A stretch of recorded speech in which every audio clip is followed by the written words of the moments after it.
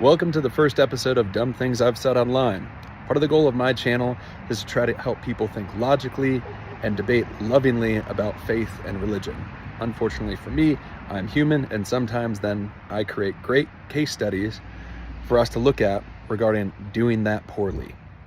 In this video that I put out just a couple weeks ago, I had just had a conversation with some LDS missionaries, and I was shocked at how little I felt they knew of the Old Testament. I made a video then, a little clickbaity, trying to talk about how I think LDS missionaries are not trained well.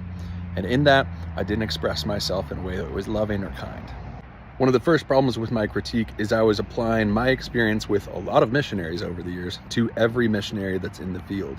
There are plenty of missionaries that I think would know the answer to the questions that I was asking and know the basics of the Old Testament. But upon further research, talking even with missionary coaches, there is no requirement that missionaries know that sort of basic Bible information before they're sent out into the field.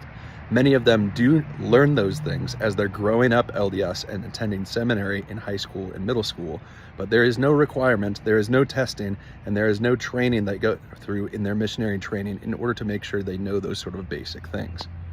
But again, in all fairness, this goes across the board in a lot of different organizations. I went on mission for a whole year with an evangelical missions organization, and we weren't giving that sort of training either.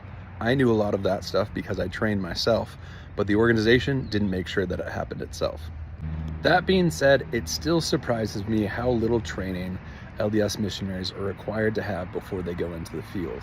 This is a church claiming to have restored the priesthood, claiming that all the other churches have gone astray, and so therefore they need to evangelize all of the Protestants, all of the Catholics, and all of the Orthodox who know their Bible pretty darn well.